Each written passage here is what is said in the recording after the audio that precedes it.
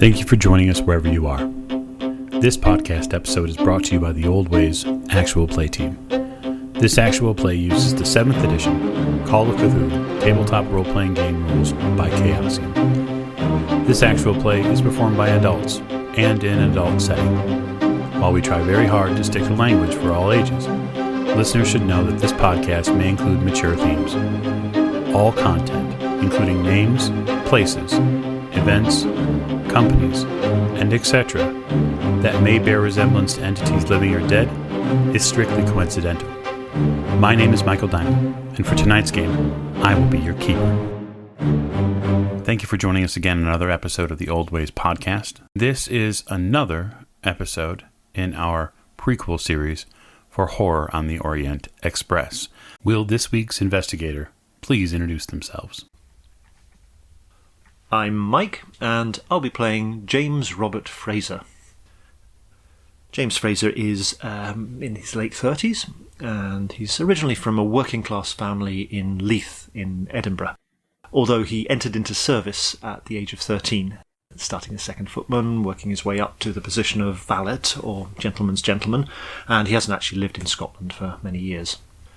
He also served in the Great War, went across to France in August of 1914, acting as Batman to his employer at the time.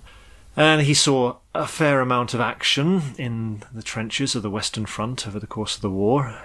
He took part in the Christmas Truce of 1914, playing football in no man's land with the German soldiers. When his gentleman was killed in action at the Battle of Albert in 1916, he signed up to the Hesketh Pritchard School of Sniping in Lingham, Pas-de-Calais. Now, after the armistice, he returned to England and joined the household of the Earl of Morton after having formed something of a bond with his son whilst out in France and Belgium. However, he didn't stay there long and handed in his notice less than a year later. Now, from there, he took up a position at the Oxfordshire estate of the Earl of Northbrook, and he's worked for the family ever since, initially as valet for the Earl's son, Raymond, who's the brother of Lady Elizabeth Fitzroy, and then for the Earl himself, when his former valet passed away. And when the old Earl died in 1924, Mr. Fraser stayed on at Lady Elizabeth's behest, and now he lives and works at her London house in Kensington. His official position is that of her personal assistant, as she of course has her own lady's maid, but he acts in a very similar capacity to valet or general factotum. Over the years, he and Lady Elizabeth have grown quite close, and she provided him with this rather unique position, which he very much appreciates.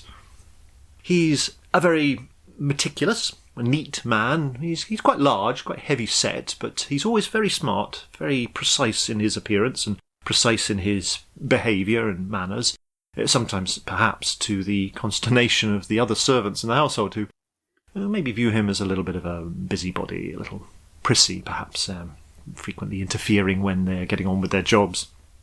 Though he is a somewhat serious man, he's got a bit of a romantic soul. He very much enjoys listening to classical music, particularly the likes of Chopin, Debussy, Fauré, and he is also a keen amateur horticulturalist. He's got a little plot in the gardens of the house in Kensington where he tends his roses, and if you look in his little study in his rooms in the house, you'll see a number of books on horticulture, alongside his very, very precious record collection and his gramophone player. Give me a rough, maybe just a rough overview of what Mr. Fraser's day would encompass. Say, morning, noon, and night. Yes, so he would rise early, usually around 5:30 a.m. He'd go through his daily ablutions, shave, wash. He's very, very particular about his daily routine.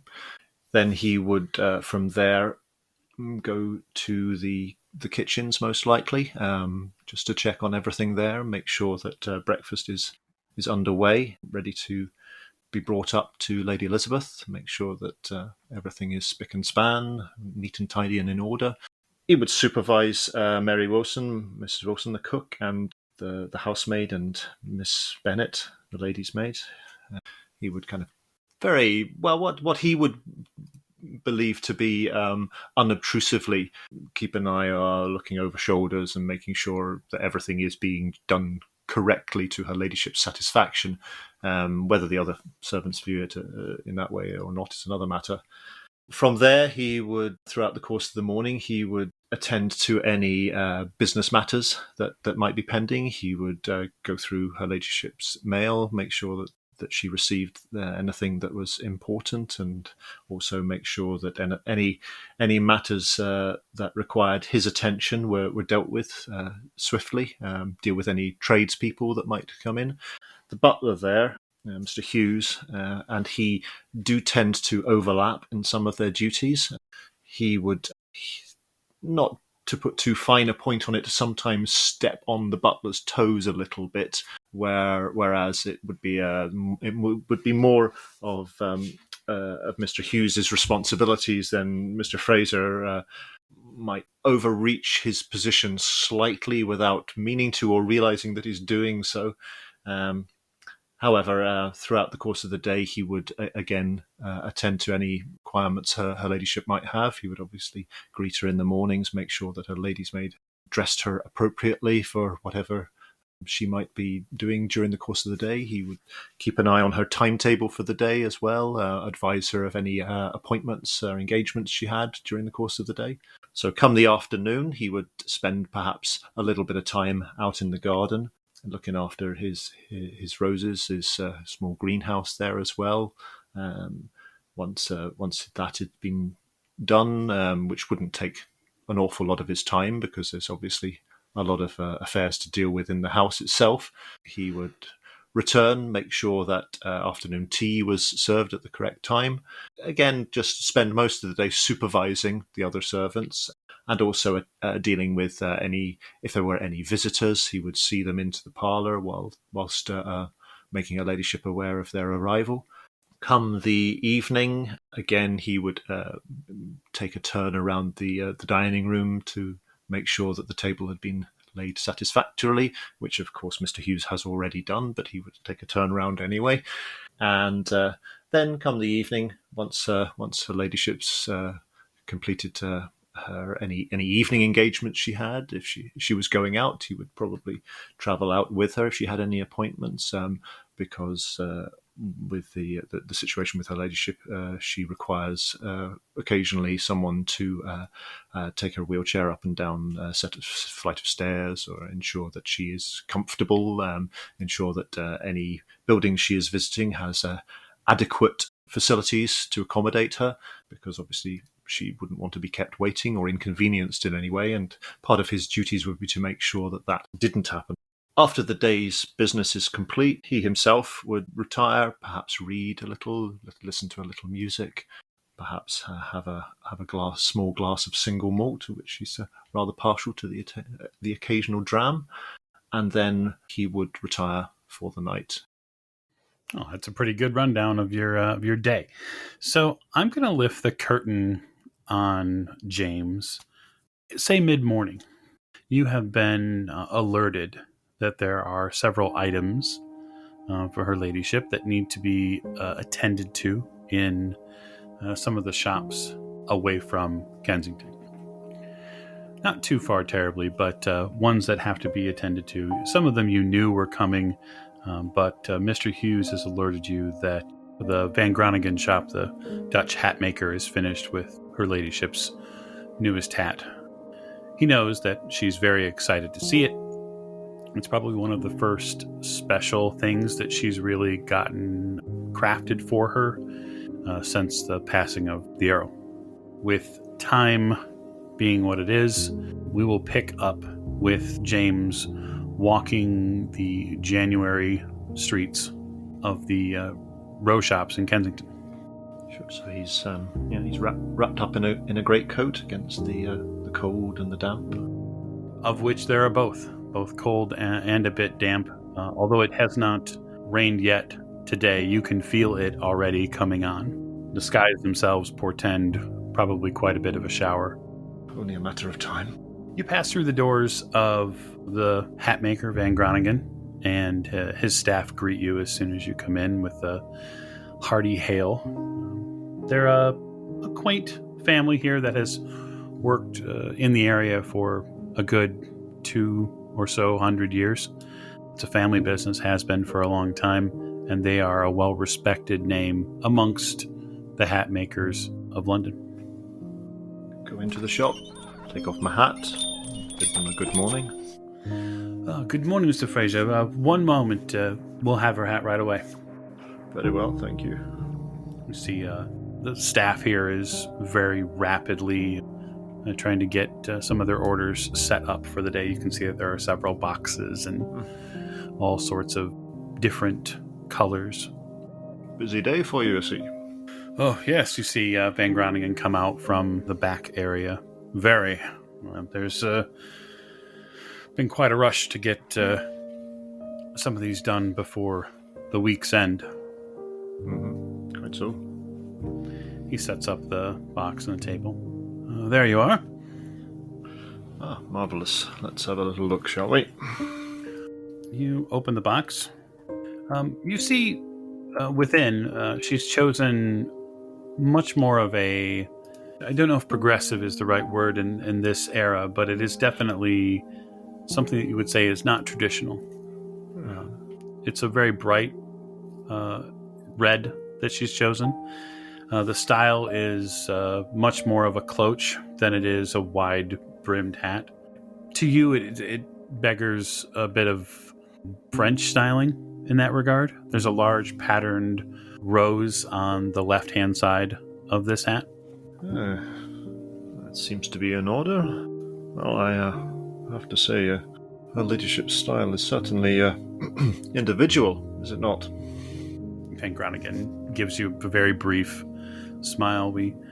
It is not a hat I would normally make, but we are happy to place and take her order, of course.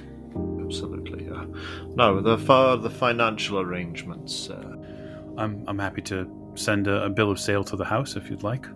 Very good, very good. Yes, please have that made up. Just take me but a moment. Marvelous.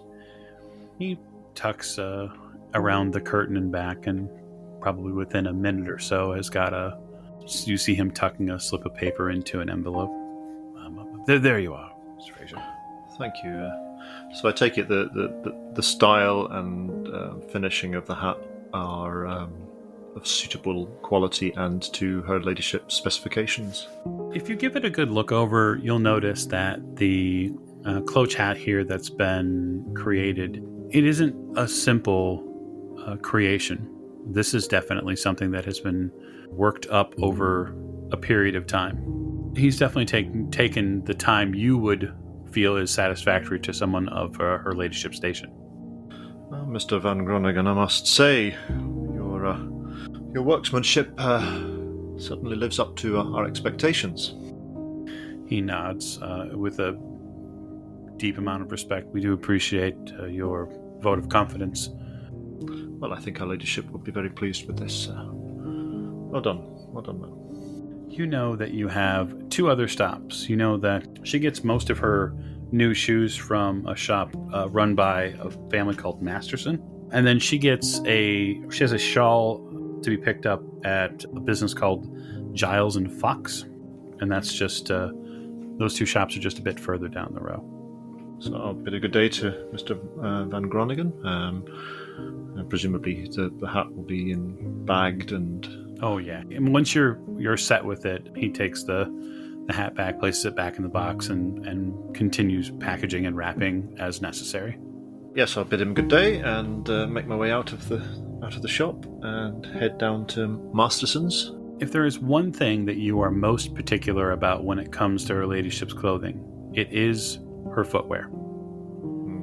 For all sorts of different reasons. Her footwear is generally specialized to assist her in as easy movement as is possible. Mm-hmm. And so you know, as you step through the doorway here to Masterson's shoes, you know that your eye for detail is going to have to be you almost mentally prepare for it, as if you're preparing for a shooting competition or something. You know that there's going to have to be some very exacting standards. I shall open the door and...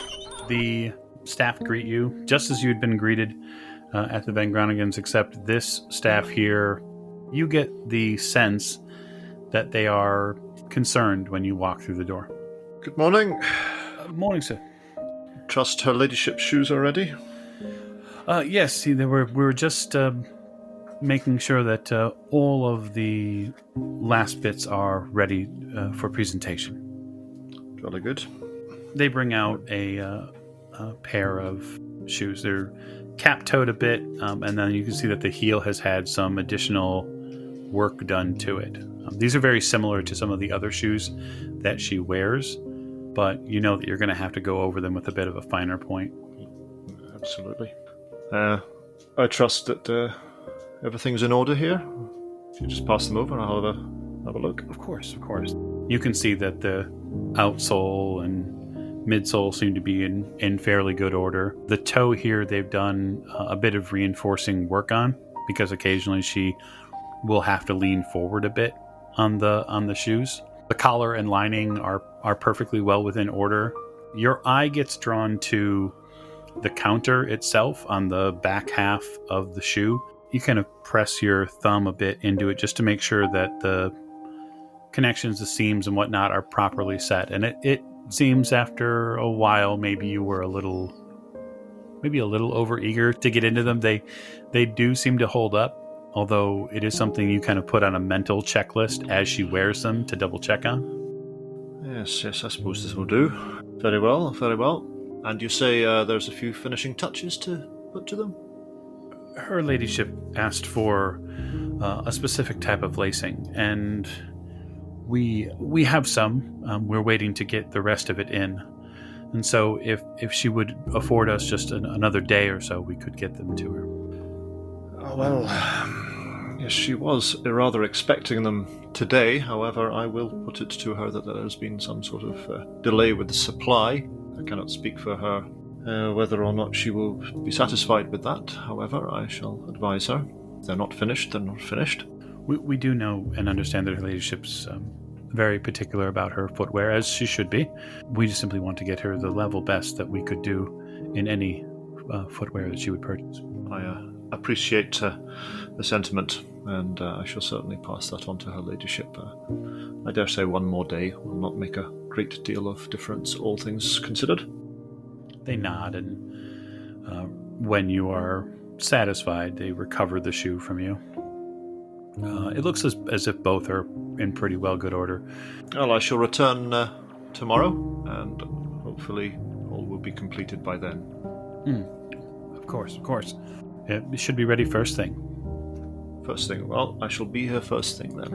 I'll bid you good day. You step back outside into the cool crispness of January in Kensington, and you're overcome by a feeling that you're not alone on this street. And that's plainly obvious with the shops being open and busy, but it feels personal. And just by scanning a bit, you can see that up ahead, on one of Kensington's many busy corners, there is an older man who's got his eye on you. It's a bit difficult to tell who it is specifically at this distance. It's probably a good 30 yards or so. Stand outside the shop door for a moment just to make absolutely sure that this person is in fact looking at me and I'm not mistaking him for looking at somebody else. Once I'm sure that that's the case, I'll make my way across the road, not in any great hurry, across the road and up the street towards him. As you begin moving across the street, the gentleman picks up his pace.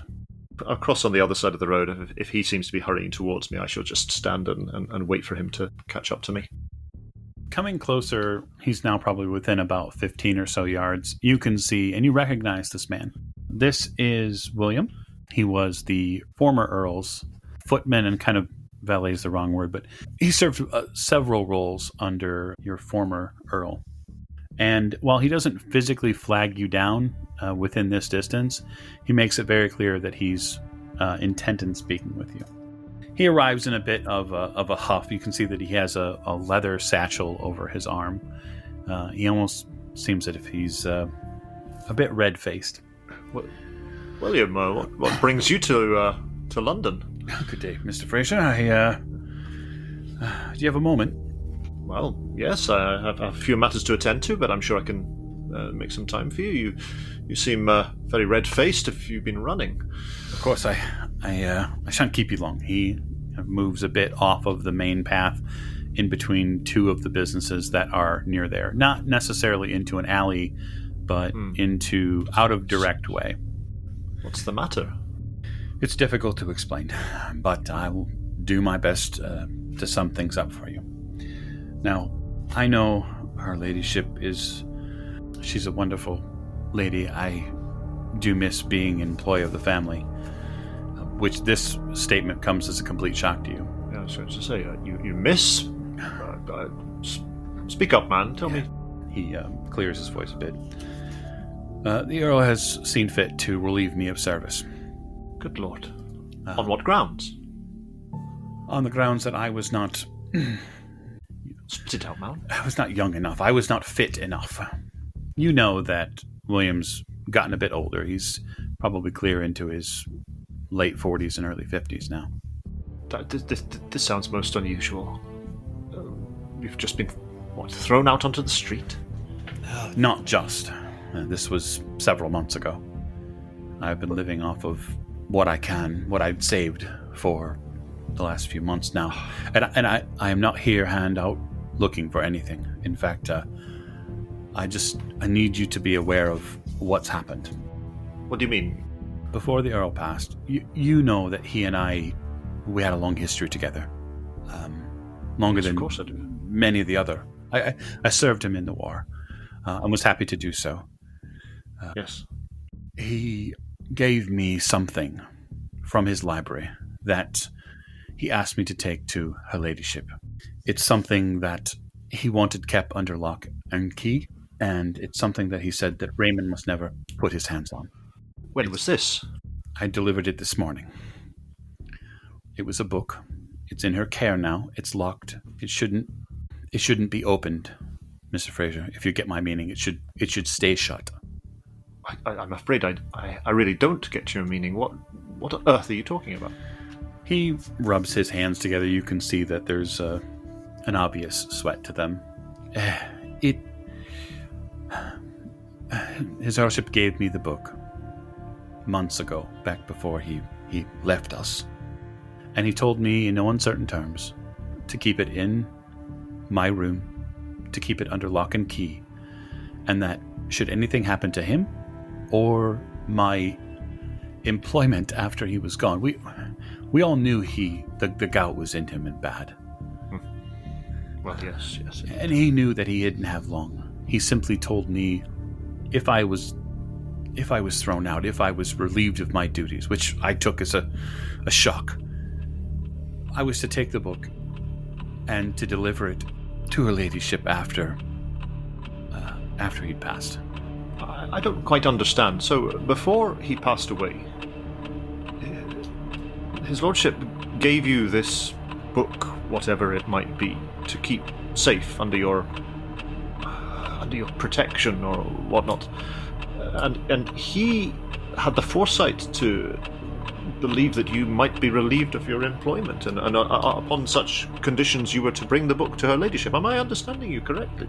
He told me in confidence, strictest confidence, that it was clear that Raymond did not enjoy my service, and he felt that Raymond would pick a younger man to assist him. The Earl was not... he was a bright man, a well-read man, and he could read a crowd as good as he could read a book. Well, good Lord, man, I mean, why have you not spoken of this to me before? I'm sure I can find you a position at Her Ladyship's residence in Kensington. Well, I wasn't looking to be a bother to anyone. Oh, don't be ridiculous, man. You're not a bother. Not a bother in the slightest. As far as the book goes, I can tell you just a bit about it. what his lordship told me, but I, with all my strength, could not convey to her ladyship this morning.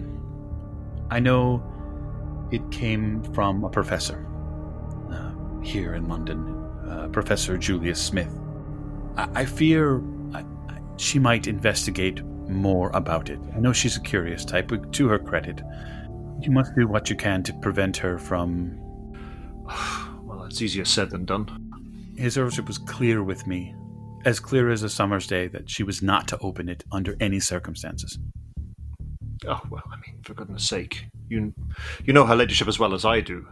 If you say she's not to do a thing, she'll straight away do it. This is exactly what I have struggled with the past several months. It's why I kept the book from her for so long. Because I knew she was likely to investigate it further, and I fought with myself for endless nights about what to do with it, and... Look, man, why did you not give it to me? I mean, surely to goodness, you should have known that I would have kept it under my protection for her ladyship. No matter, what's done is done. What's done is done, and... well, I mean, what manner of book is this anyway that you seem so nervous over? Why should she not read it? I worry about her standing with the church should she get into it, and what others might say if... I know the book is a foul thing. I'm sure of it. I must tell you, I had many sleepless nights over the book, but it wasn't because of any sort of concern. It was something within it. I could hear it. Man, you're speaking in riddles. What do you mean you could hear a book? I can't explain it. It is if at night I could hear it asking me to open it. You've not been drinking, have you? Well, maybe a bit to get through being relieved of duty, but... I mean, I don't like to see a man go hungry. Let me speak to her ladyship, and if I can't find you a position at her house, then I'm sure one of her acquaintances will have an opening. We could find you something. I don't want you living on the street, man. Have you family? I do, in the south. I spent some time with them over the fall, but I think I've worn my welcome in Brighton out.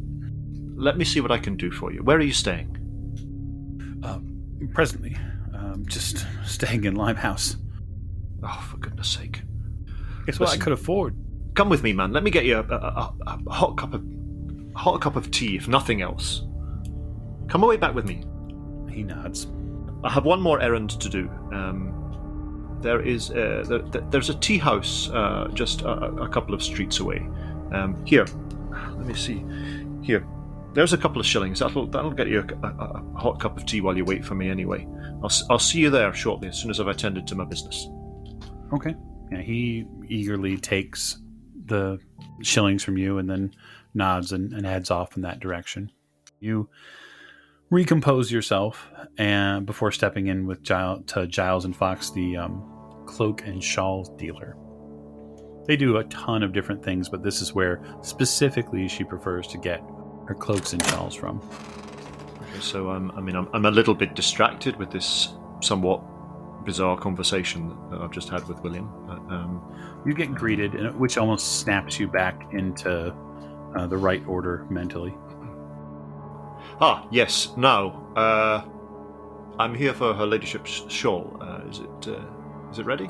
Indeed, it is.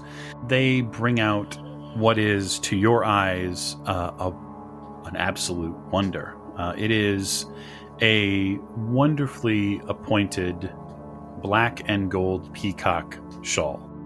It is something that is perhaps, again, a bit more Art Nouveau than you're used to for her. But the work that has been done specifically on these swirling peacock forms, the shawl itself is black, the peacocks are gold, and that's what makes it stand out so much. It's riveting. That's quite exquisite. Quite exquisite. Well done, I must say. Very, very pleased with that indeed.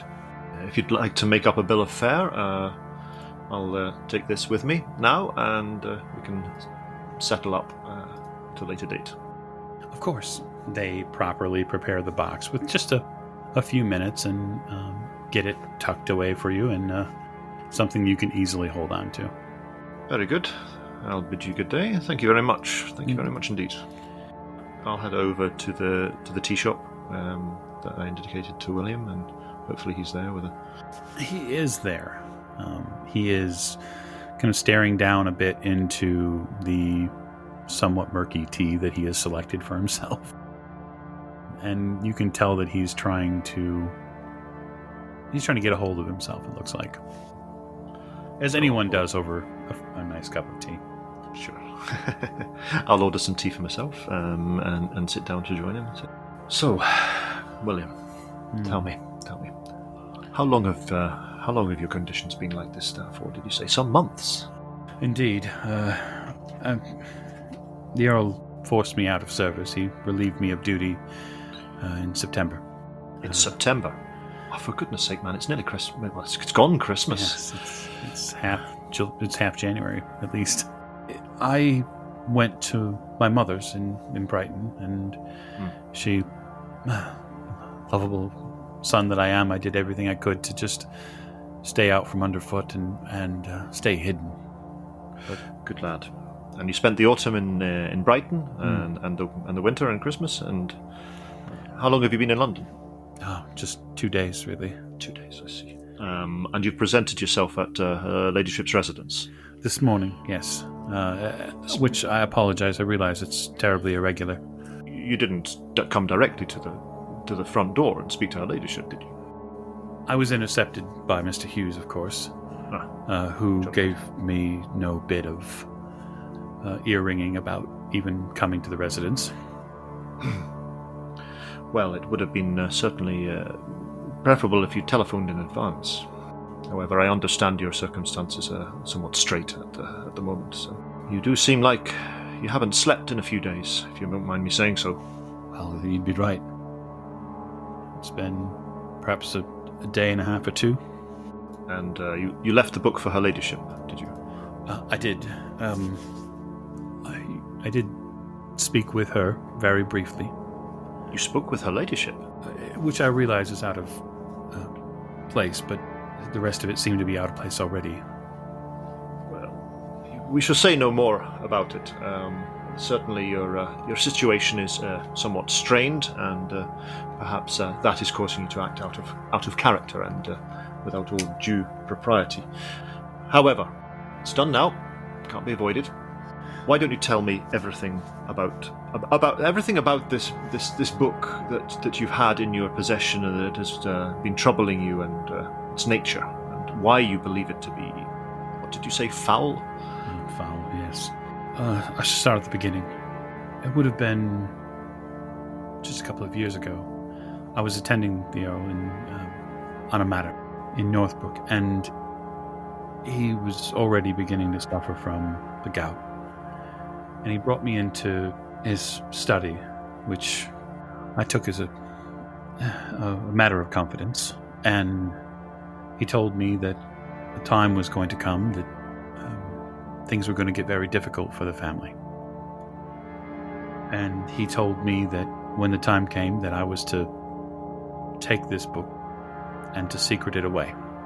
And I was just as surprised as you were when I told you the same.